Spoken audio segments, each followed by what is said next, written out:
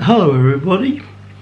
I'd like to welcome you to this channel again called the Armchair Skeptic, or more correctly the Australian Armchair Skeptic. That's me. My name is Rod and I'm more or less the host of this channel, even though I get lots of assistance from friends who are much more technically minded than I am. Anyway, on with today's presentation. I'm going to present something once again that's a little bit unusual for this channel. I want to pay a tribute to a Russian psychologist, philosopher, who in fact died in 1934. The reason I'm doing this is that I have studied it in my university studies, and I've completed a thesis on him, a master's and a PhD thesis on Vygotsky, that's his name. I've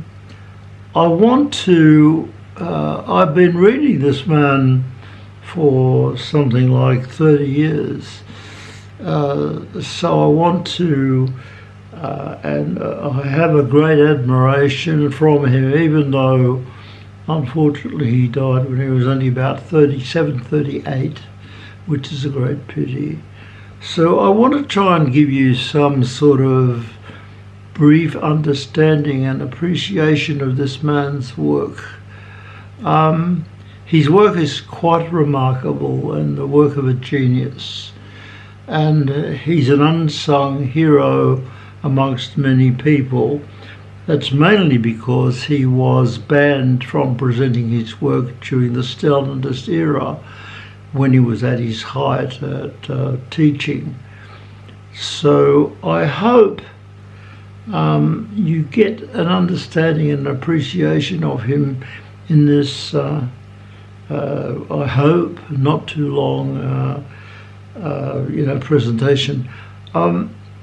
I think I probably need to say that Vygotsky has only recently become well known in the Western world, particularly in Germany and the United States, to a lesser extent England, and to a lesser extent here in Australia. So here we go. I just want to present it. I discovered Vygotsky in the 1970s. I was undertaking a master's degree in philosophy, and I was advised to have, because the person that became my supervisor advised me to have a look at Vygotsky because it was interesting to me.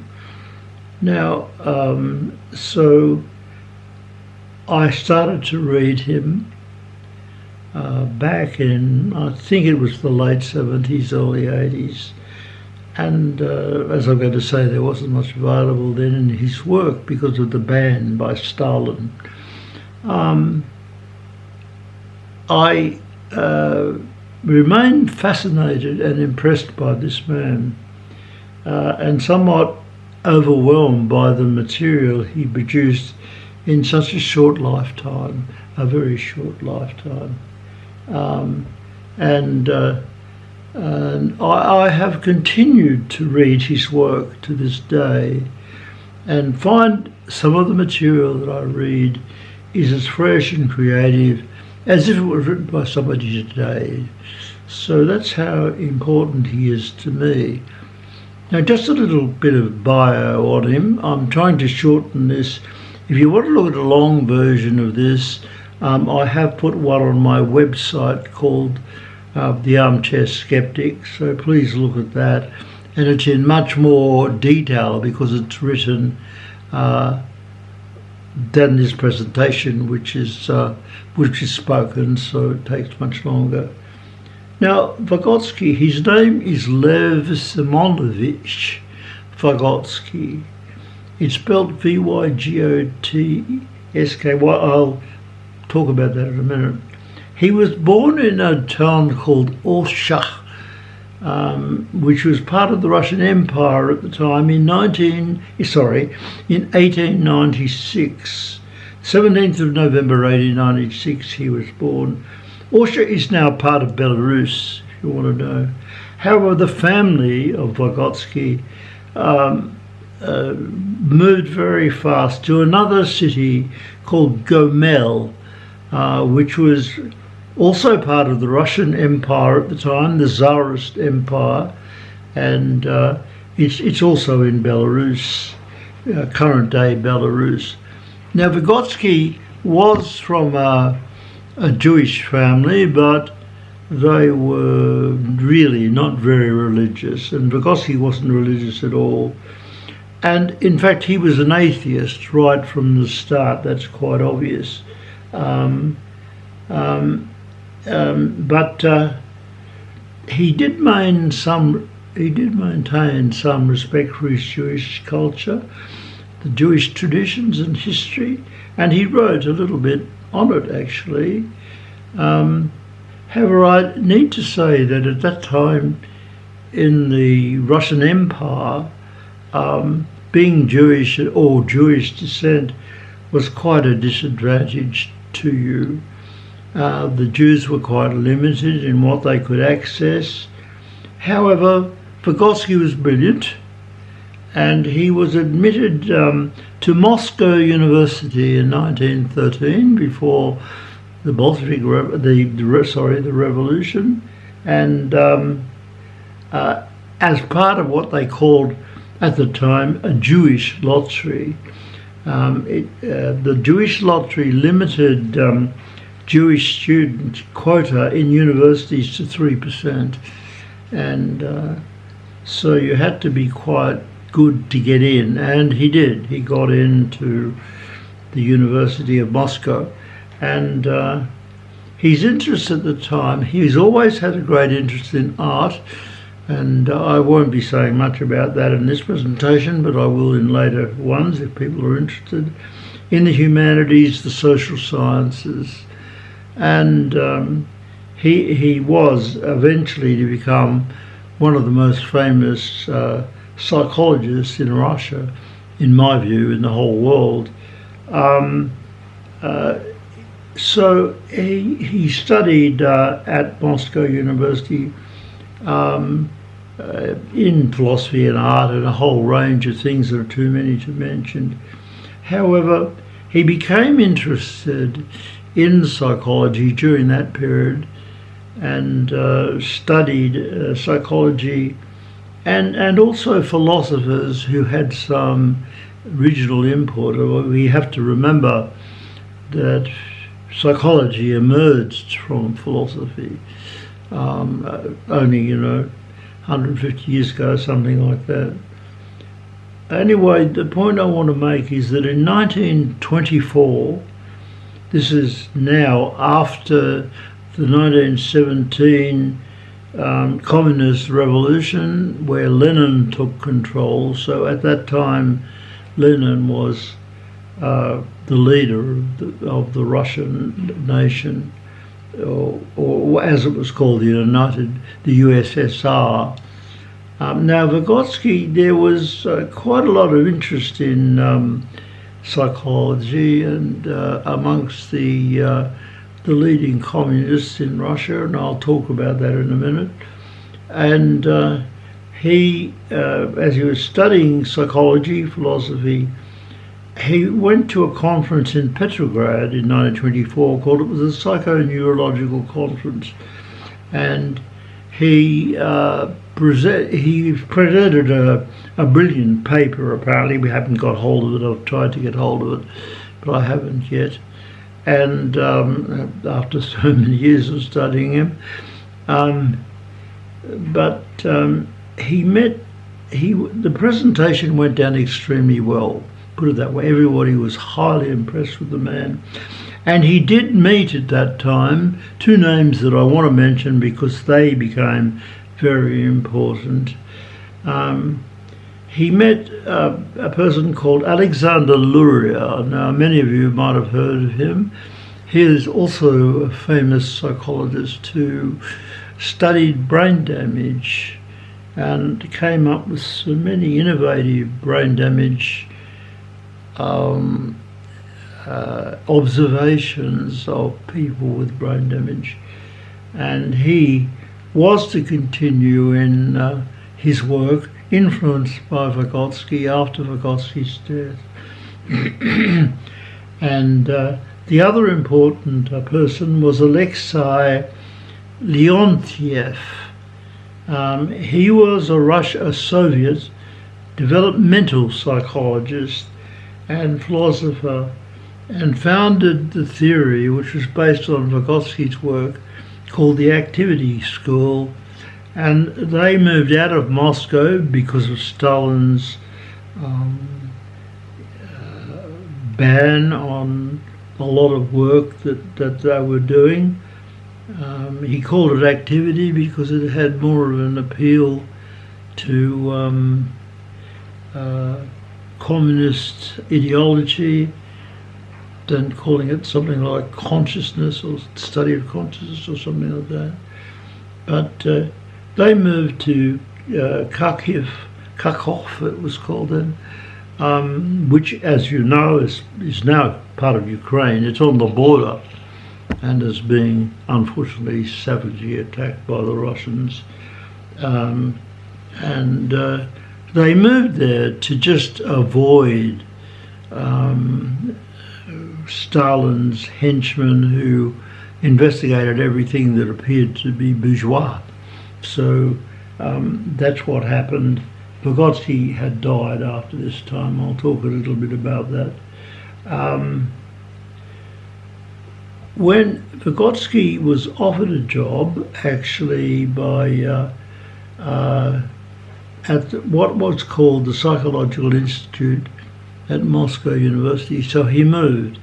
He got married at that time to his wife, Rosa Smekhova, her name was, and they had two daughters, Aisha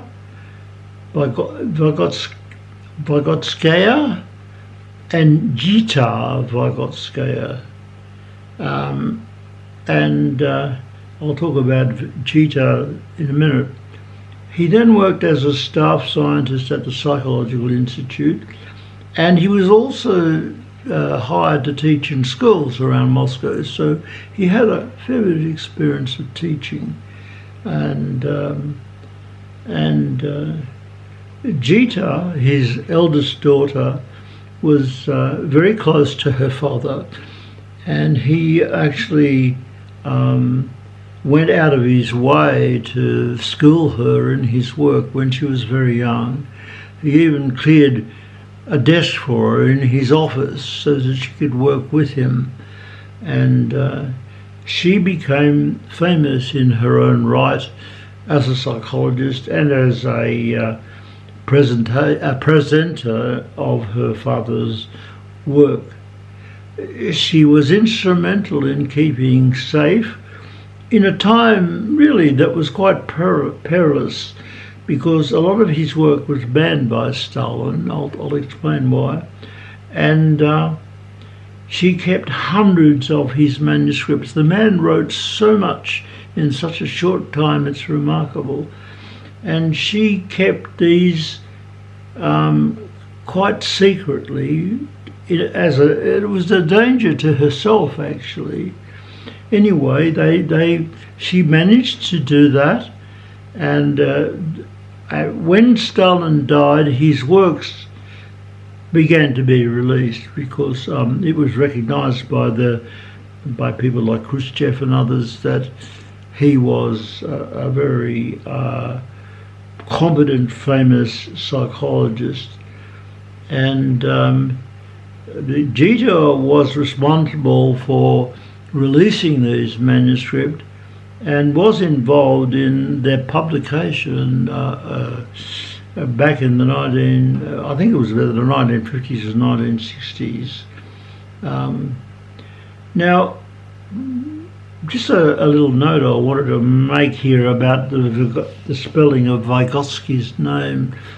He spelled it Vygotsky. Now, he changed it to that when he went to Moscow because it had a more Slavic than Jewish sound. I don't know why he did that. And the original spelling of Vygotsky in its Jewish form was Vygotsky. And his wife and daughters kept that name. He was the only one in the family to change his name to that. So he changed it to the more Slavic name, I think, to make himself a little bit more. There was a lot of prejudice against Jewish people, at the time. And the point is that Stalin, when he heard of Vygotsky, tried to get at him because Vygotsky's work emphasized the notion of consciousness and emphasized the notion of mind and the what he called the study of the higher mental processes, the study of thought, the study of problem solving, which were not really seen as scientific because you couldn't, in those days of empiricist psychology, you couldn't measure them or see, you can't see the mind. He also was very interested in the study of language, as we'll see, so that this ban by Stalin was a great pity because it prevented Vygotsky's work not becoming available to the rest of the world, not at the time, let alone Russia. It wasn't available in Russia either. However, after Stalin's birth, after Stalin's death, they started to publish a lot of Vygotsky's work. Now, initially the publications were first in German, and not many of them were available. But the first book to come out was called Language and Thought, which was famous. It was published in an English form. Unfortunately, the English version, as opposed to the German version, was heavily censured at the time of an anti-communist sentiment in the West, particularly in the United States. And so references to Marx, which he made a lot of because he studied Marx, were deleted, and making the reading of it rather strange because some of the quotes were in, and obviously I knew they were from Marx. Every reference to Marx was deleted. Now, this didn't quite happen in German, so I was very lucky to get hold of some of the German versions. I can read a little German, not much, but I had a lot of help from friends who translated some of the work for me. So it was only until the 80s actually that the fully unabridged version of Thought and Language came out, and it was published in several languages, and so that it became very well known as one of the most important works of Vygotsky. However, nowadays, after I've done all my thesis and everything, the full works of Vygotsky have appeared in in a number of volumes. I've got the name of them on the website if you want to look at the article on the website. It's called The Collected Works of L S Vygotsky, published in about 1999. I'm not too sure about that because it was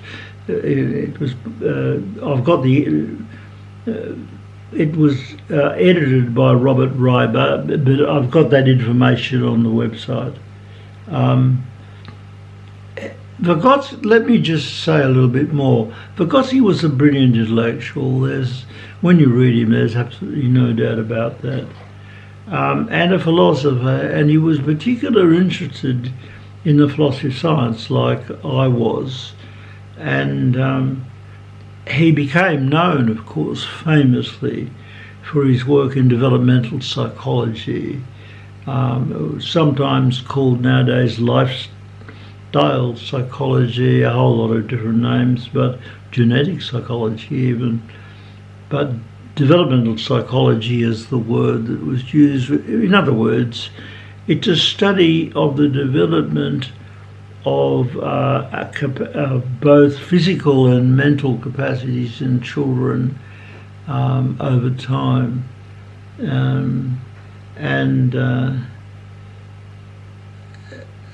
It was a very important area of study at the time for Vygotsky, because when the Soviet Union got moving,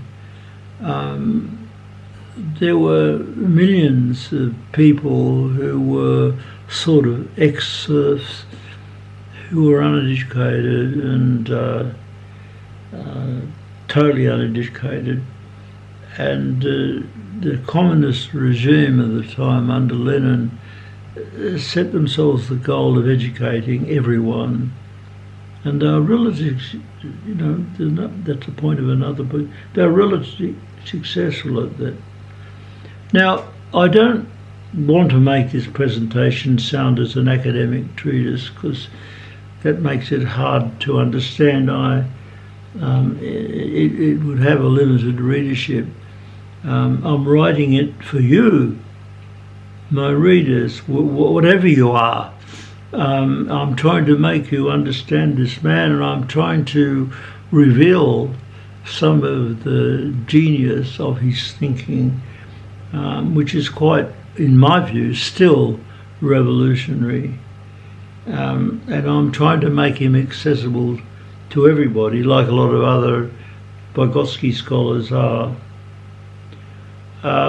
The presentation that I'm going to make, I wanted to make short, but unfortunately it turned out to be longer.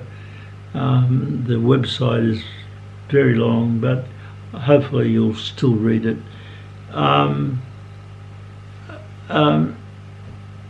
It's not so easy to write academic stuff in non-academic terms, so I'm having a go at that. And in what's to follow, I'm going to now briefly mention some of Vygotsky's work. It's my own interpretation of Vygotsky, and there would be some people who wouldn't agree with what I have to say. But there's many different takes on Vygotsky's work, by the way, many different interpretations. But this is mine after many years of reading him, and so I hope you just can take in what I'm saying about him, and I really hope that you can make some comments that I can respond to. I'll respond to everything you write and every question I get. So, as I said, I can't cover everything about Vygotsky, so I've chosen, because there's too much for a presentation. I might in the future do some more work on this. But I want to talk about two aspects of his work. Vygotsky as a philosopher and Vygotsky as a psychologist. Now, as a philosopher, I'm not going to say much about this. Vygotsky was very versed in the philosophy of science, and he was influenced and read many philosophers, which is amazing how much he knew.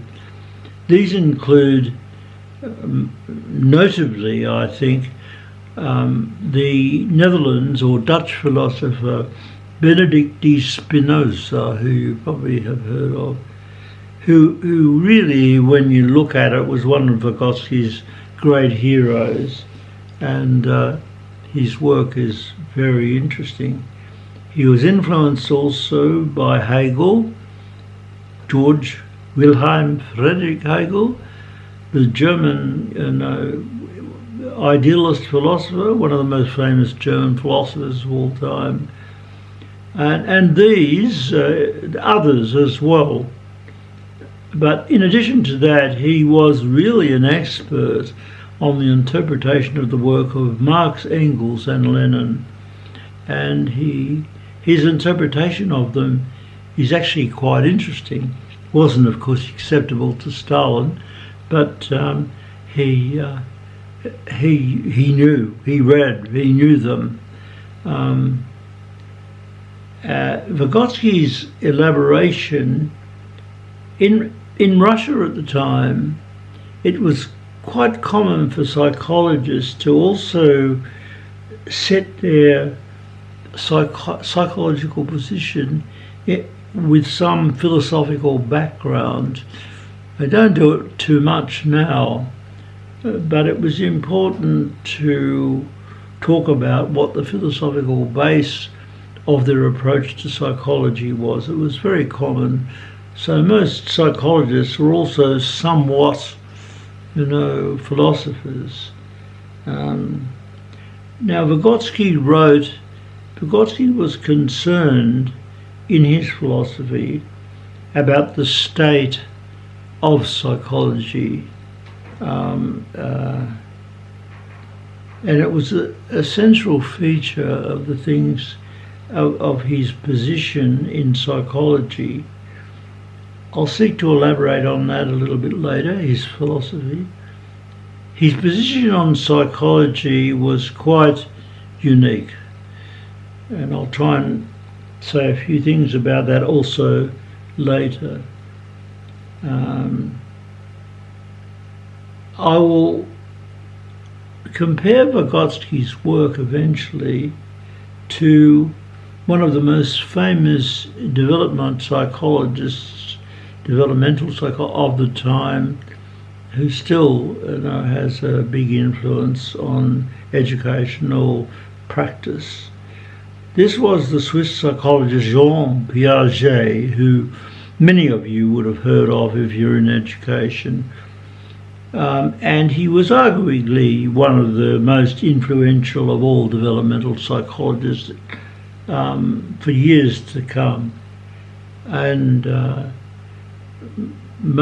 there were many people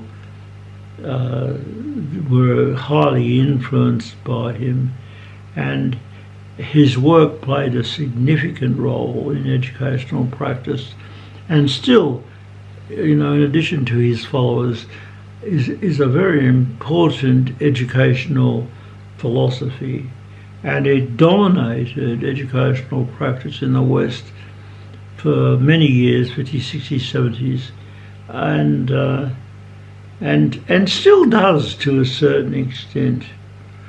Now, Vygotsky and Piaget were born in the same year, 1898, so they were the same age. Vygotsky died at, unfortunately, 37. Piaget lived on to his 80s, well into his 80s.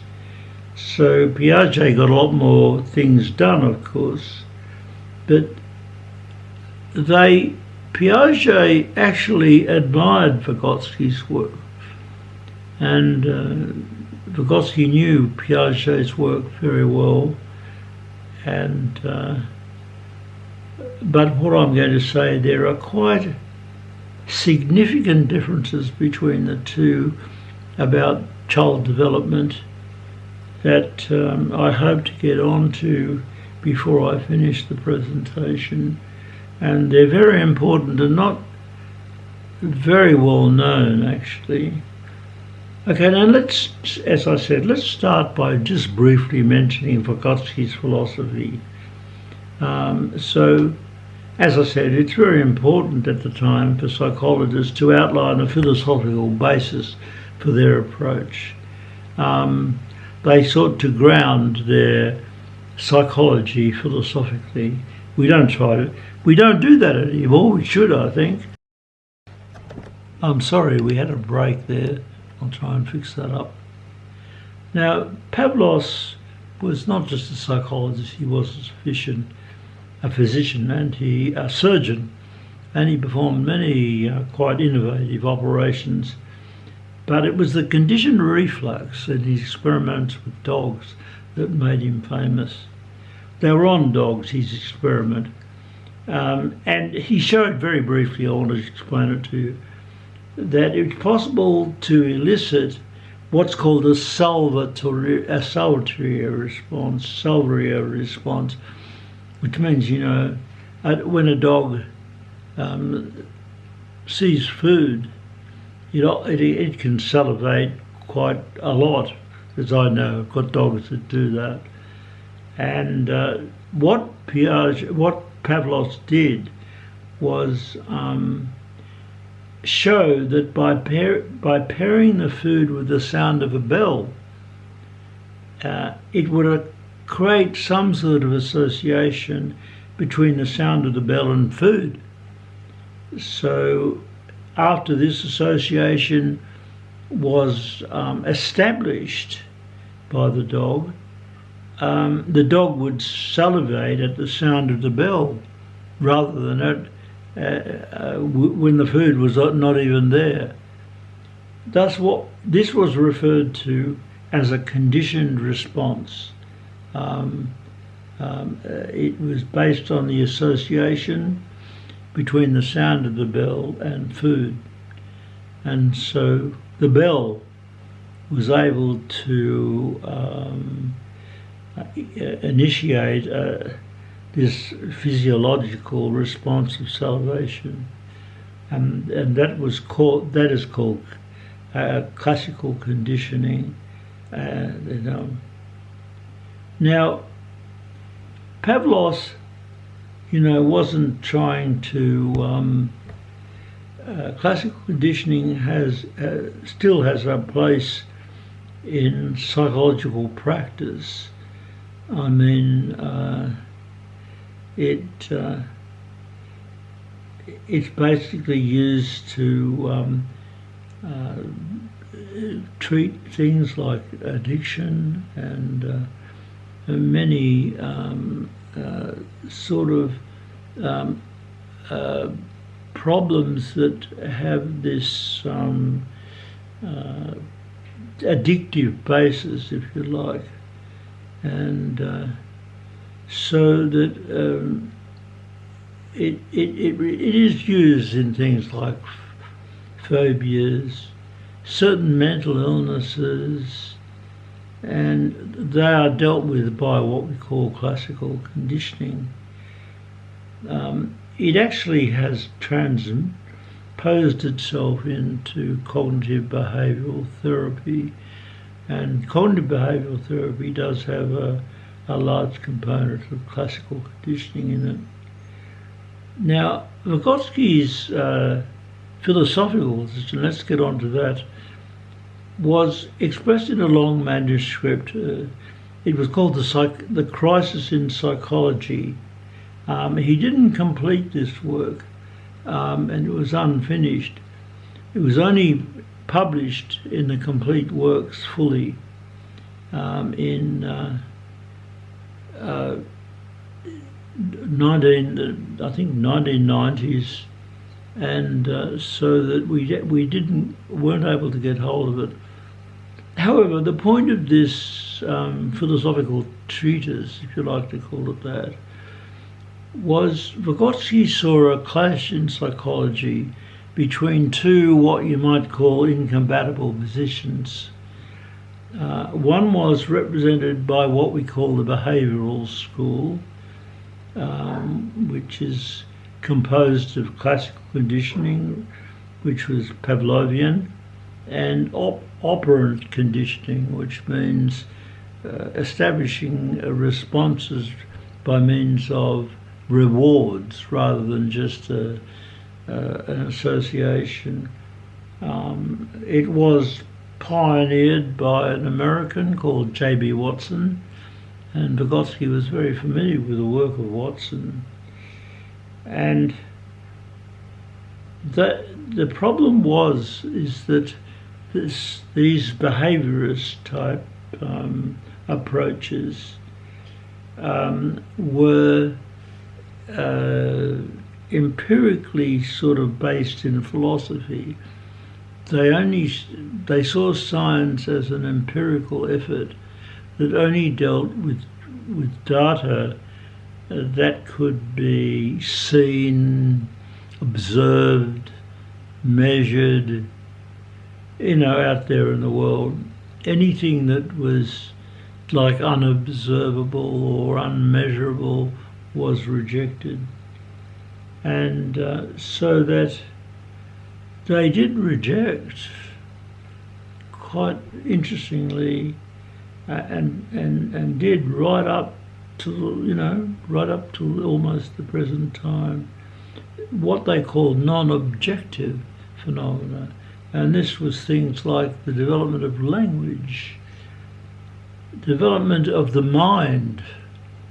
And I don't mean anything spiritual by that, but the development of a mind, mentality and consciousness, of course, was the basic object, according to Vygotsky, of psychology, the study of consciousness.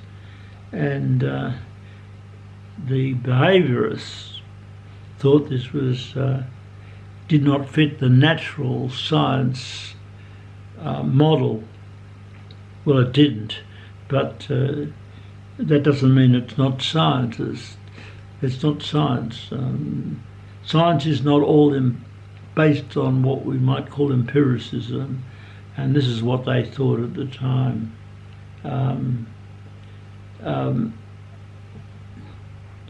So that there was this position whereby the behaviourists rejected things like consciousness and the study of language, the study of thought, the study of problem solving, things like that. And on the other hand, those who sought to study, and this included some of the developmental psychologists, the notion of the acquisition of language, the acquisition of mental processes, the building up of the mind of the child. They thought that the behaviours was not psychology but basically physiology, and they considered that consciousness should be the central feature of psychological study. Now, this was represented by a number of different positions, like Gestalt is one, and a whole range of other positions looking at the development of consciousness in a broad sense of the word. So that this was sort of the difficulty that Vygotsky thought. He said, on the one hand, we have this empiricist objective position, which is more physiology than psychology, and on the other hand, we have this more what you might call subjective psychology that looked at aspects of human behaviour that didn't fit the empiricist model, that you couldn't see. I mean, you can't see consciousness. You can't see what somebody's thinking. Even with the brain, you can see they are thinking, but you don't know what they're thinking about. So that there were these two different positions. Now, Vygotsky, in a sense, was critical of both, and I won't mention that, but he maintained a very important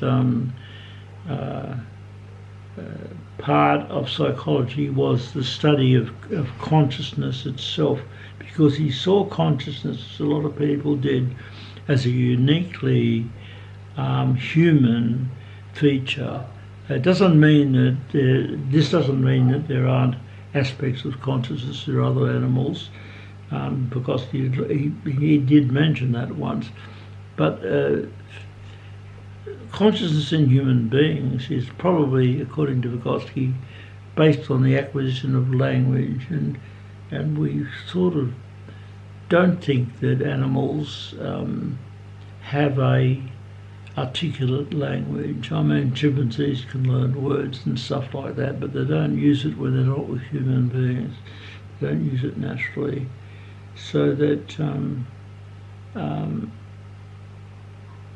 it's a very important aspect of humanity, that language. This is what he said, and he pointed out some very important things. He said that language is essential for the development of the mind in children.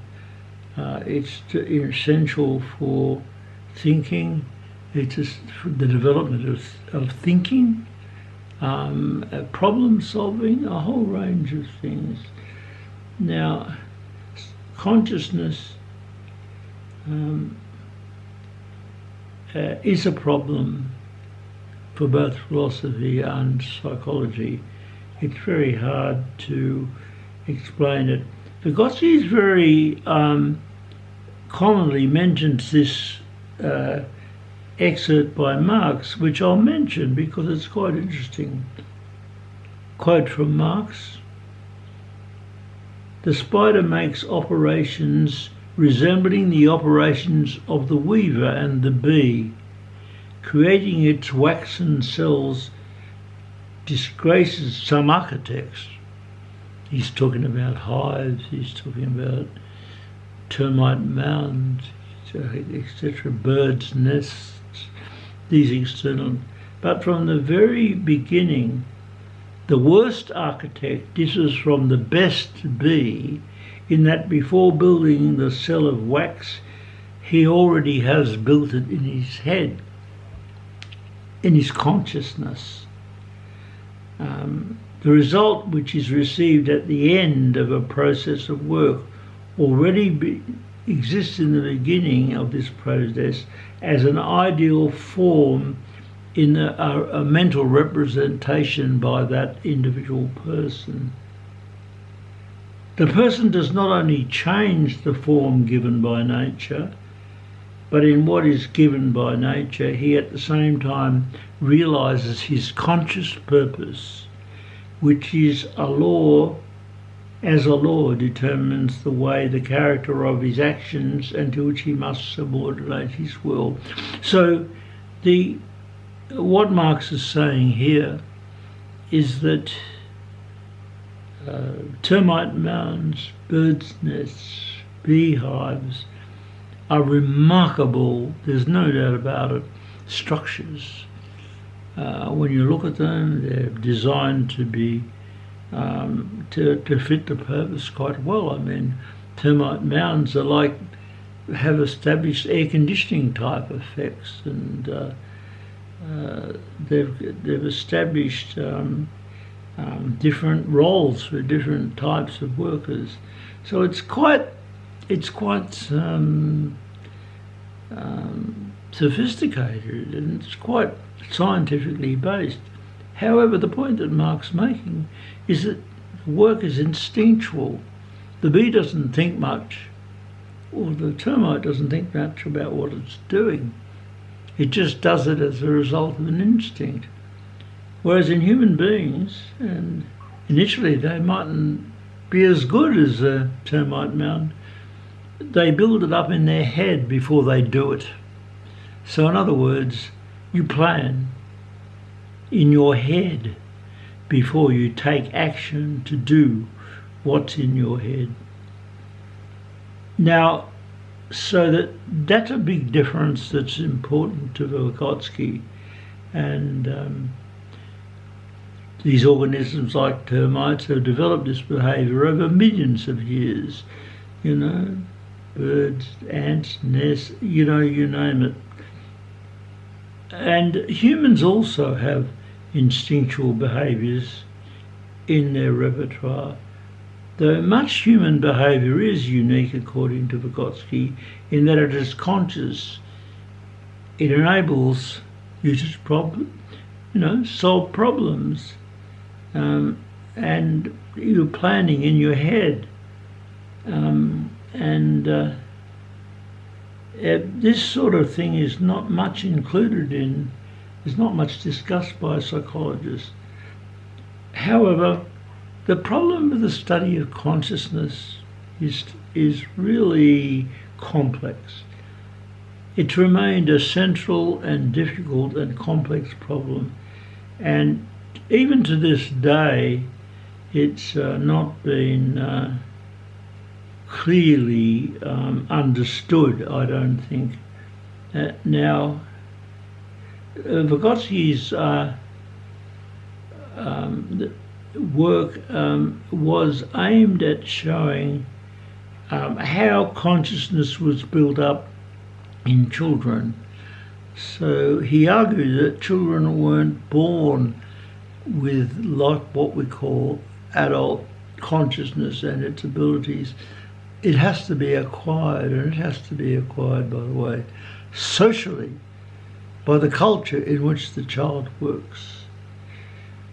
The philosopher, the modern philosopher David Chalmers, originally Australian, now working in America, says consciousness poses the most baffling problems in the science of the mind. There is nothing that we know more intimately than conscious experience, but there is nothing that is harder to explain. All sorts of mental phenomena have yielded to scientific investigation in recent years, but consciousness has stubbornly resisted. Many have tried explaining it, but the explanation always seems to fall short of the target. Some have been led to suppose that the problem is intractable. There's some that have done that, and that no good explanation can be given. So how about that? Now, Vygotsky didn't speak about experience specifically, though his work focused on what he referred to as the acquisition of what he called higher mental processes, and it's very close to what Chalmers meant by experience. The point that Vygotsky made is that, and this I think is quite unique, is that humans live in a cultural setting. They don't live in a, individual, that they're not individuals without any culture. A very complex cultural setting. And he argued that that culture can't be ignored in understanding processes such as learning, speaking, planning, thinking, all that sort of stuff. And Vygotsky's position is that culture plays a central, crucial role in conscious development in children. And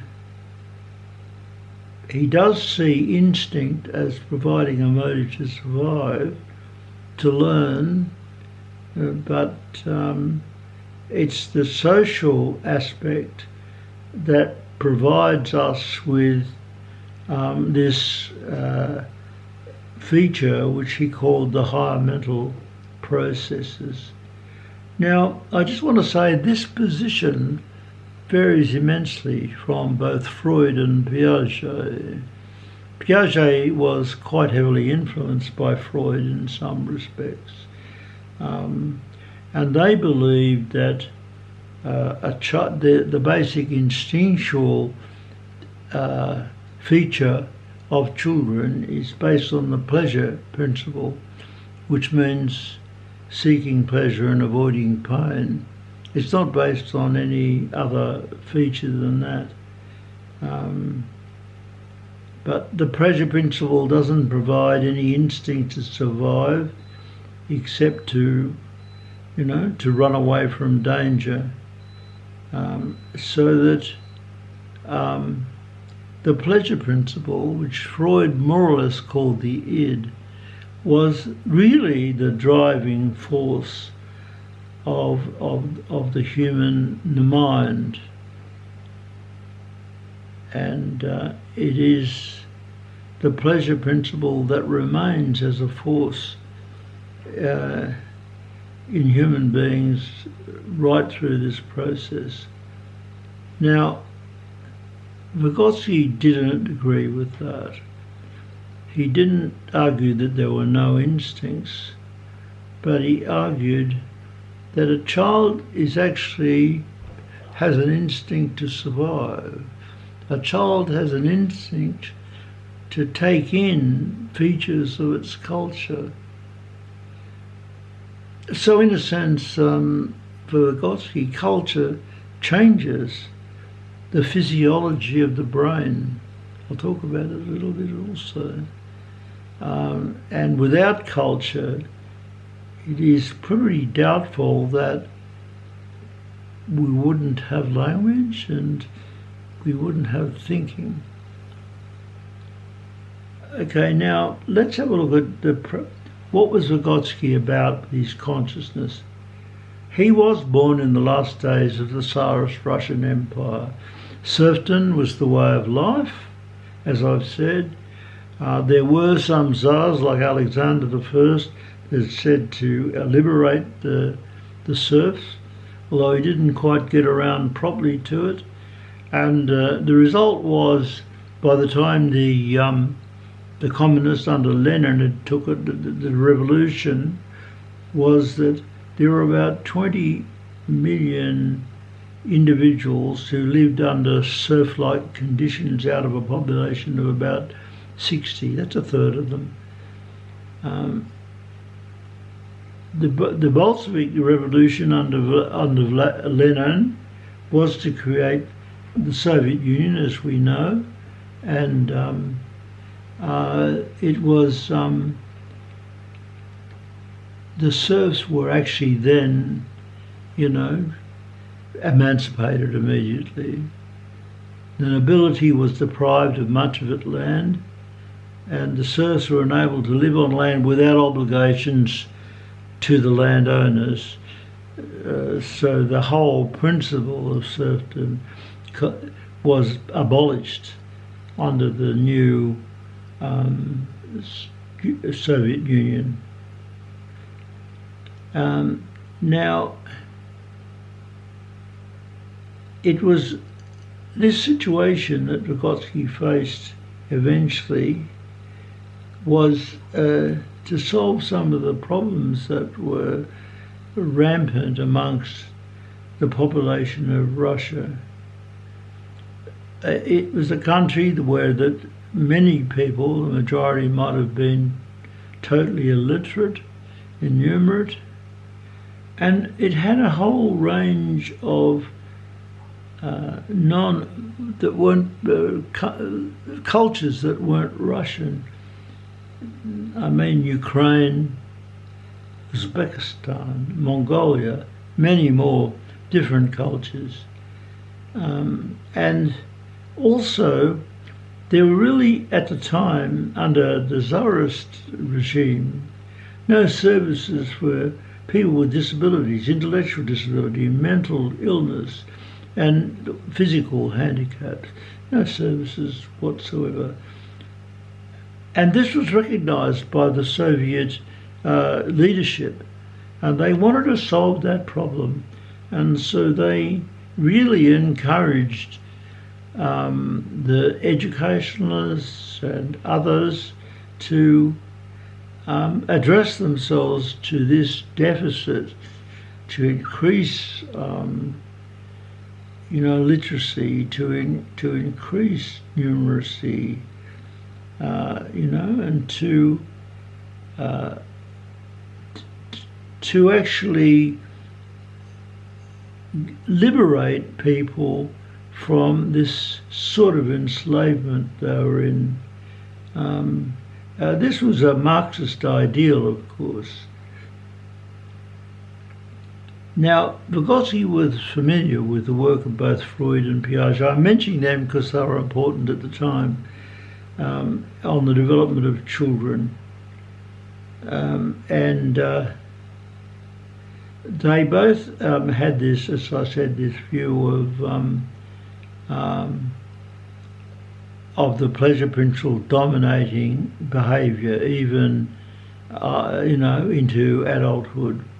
For Freud, the instinctual driving force of all animals, he called the pleasure principle, the id, and basically, as I said, pleasure principle is based on seeking pleasure and avoiding pain at all costs. And it was the dominant force, according to Freud, of the human psyche, and remained that way. And the human being, to survive, had to overcome this dominant force in one way. Now, Freud started to refer to that overcoming as the work of the ego and the superego too, but the ego was based on the reality principle, and so survival depended on children adapting to reality, even though they didn't lose the driving force of the psyche was still the pleasure principle. Thus, the ego established itself to allow the child to deal with reality, to survive. It was a tentative sort of position and continued to assert itself all the way. Freud, in his major work, one of his major works, Civilization and its Discontents, Civilization and its Discontents, Freud argued that civilization, to be civilized, requires some overcoming or suppression of these instinctual drives. Though it remained in the background still as a driving force. So the reality principle of the ego does bring about change and adaptation to reality, but at a great cost. Piaget himself was influenced by Freud and agreed with what he said. So for Piaget, the socialization of children requires the overriding and suppressing of their nature, the pleasure principle, the seeking of pleasure. This is significantly opposed by Vygotsky, who argued that fundamentally the acquisition of self-consciousness, consciousness of oneself as a personal being, becoming an agent capable of self-determination, hello, Sam Harris, and these abilities are not given by any biological nature. They're not given by physiology. They're not given by genetics. They're given by the culture that the person lives in. And without that, they wouldn't be there. There can be no conscious awareness of oneself, no ability to plan, no ability to solve problems, no internal thinking, without the acquisition of external non-biological culture into which they were born. This is Vygotsky's position. Now, this was extremely controversial, of course, that, the mind is in fact not a physiological phenomena, but a social one. And it's a very controversial position. Now, for Vygotsky, just briefly I want to say this, because I think I might have to write some more about this, or to produce some more YouTube stuff. The development of mental processing and complex thinking requires the internalisation of language. That's what I'm saying. That is, and language is a non-biological social phenomena, and this process is acquired from childhood and is central to Vygotsky's developmental approach. How culture builds the mind, not how the mind evolves naturally from some physiological process, which it doesn't. It's the other way around. the point to be made here, which is very important, take issue. I'm sorry, there's another break. This post is a bit long, I'm sorry. However, the position of people such as Piaget, Freud, Harris, etc., who are biological determinists in a sense, is that genetics plays a big part in the development of mind. Vygotsky was different. He argued that it was, he argued this very important fact, that the brain's architecture was in somehow altered by the impact of culture, the impact of language, the internalization of language, if you like. This is known, I think, briefly as brain plasticity. So that the brain is not this thing that just works and you can't do anything about it. What Vygotsky is saying is that culture itself, the impact of culture, the interaction with culture, makes the learning of language, which becomes internalized as thought, does make a difference to the structure or architecture of the brain plasticity. I just want to make, because this is so long, I just want to make one last point. I will probably say a bit more about in the future presentations about brain plasticity and how culture is the basis of our mind.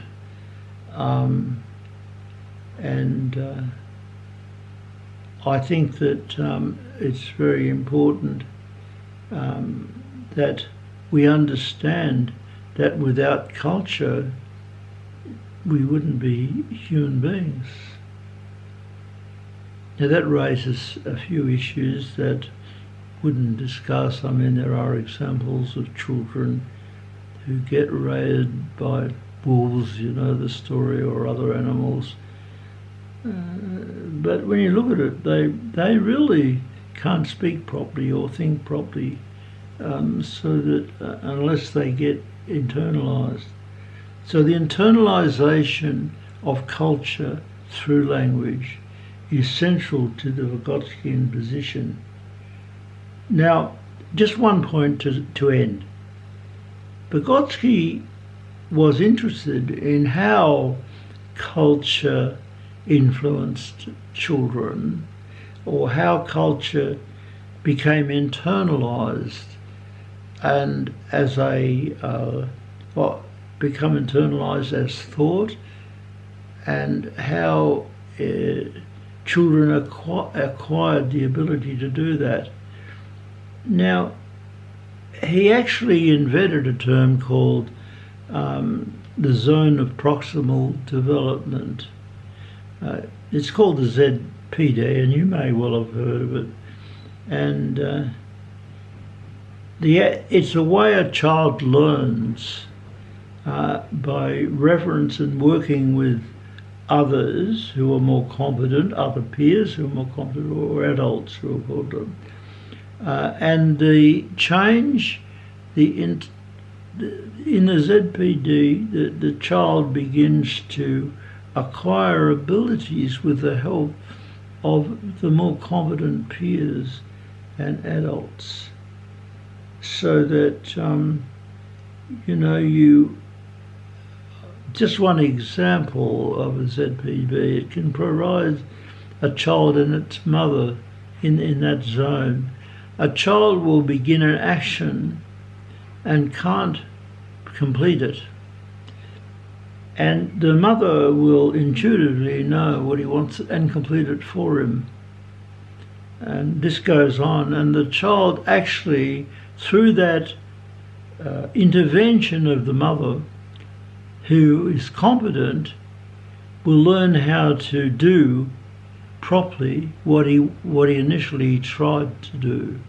So it's a way of acquiring abilities. It's a way of thinking now. It's a very important part of educational practice in some countries now. And it's quite commonly used in educational settings. But I think the point that I want to make is that Vygotsky's position is that human beings are cultural animals, and that mind and consciousness as we know it in human beings would not exist without the internalisation of a culture, the internalisation of a language. So sorry this has been so long, and thank you very much for listening. I hope you subscribe, and please ask questions. I'll be very happy to answer every one of them. So goodbye for now. See you in the next presentation. Bye.